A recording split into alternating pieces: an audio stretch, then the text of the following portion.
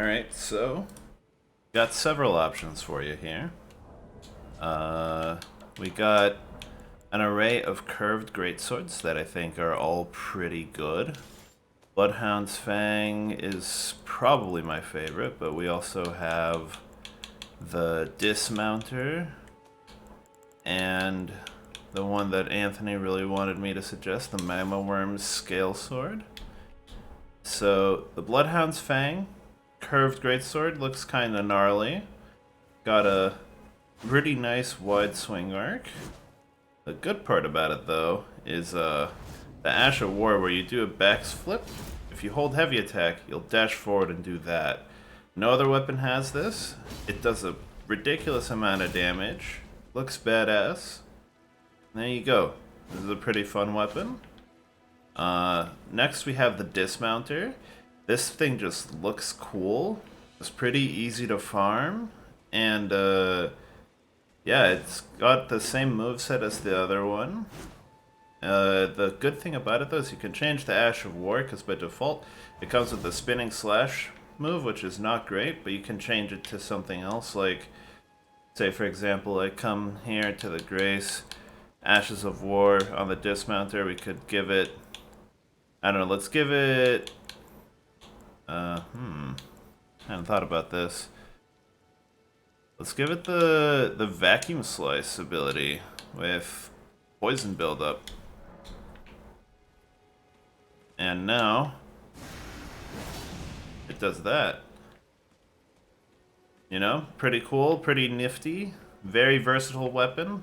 Again, looks pretty rad, and it's very easy to farm. From this Grace here, Agiel Lake North, it's like right near the beginning. If you go directly east of the Grace, there's like 5 guys you can kill that all have this weapon, like that guy on the horse, and eventually one of them will drop it. So very easy to get. I should mention the Bloodhound's Fang as well is also very easy to get. Here in the starting area, there's this Everjail, the what's his face, Forlorn Hound Everjail. Considering you've explored all of the starting area, I wouldn't be surprised if you already have this weapon. It's really good. It's the weapon I use for my speedruns.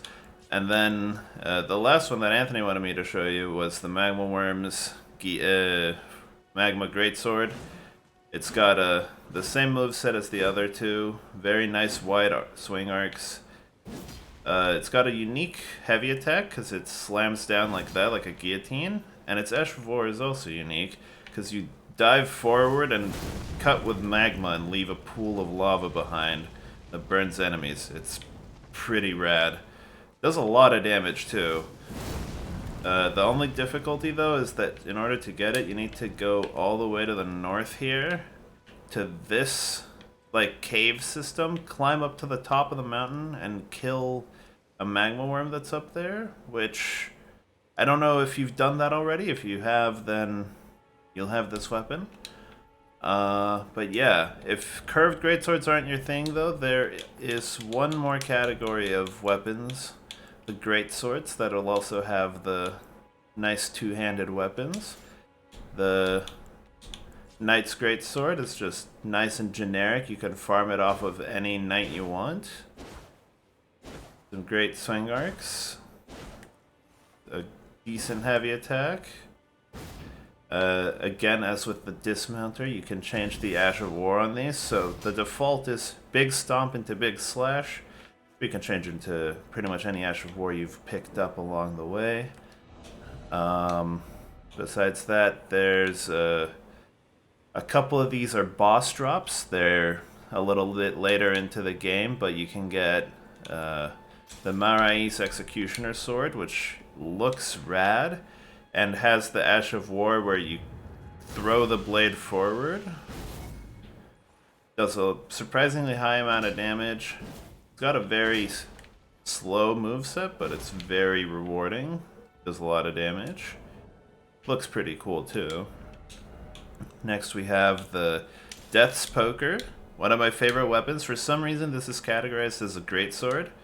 It's a two-handed sword, got the same moveset, But the cool thing about it is it's the Death's Flame Ash of War, which lets you either send forward a path of Frost Flame. This actually inflicts frost buildup, or you can do the explosion instead with the heavy attack, which does big damage. Both of these just do so much damage, it's ridiculous. This weapon is amazing. I love it.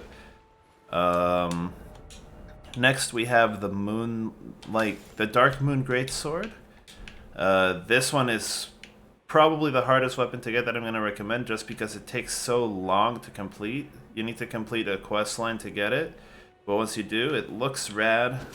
It's got the same Greatsword move set, and its Ash of War makes it so that it does additional cold damage, and when you do heavy attacks, you send out waves of frost, which also do a lot of damage, and these don't cost you mana.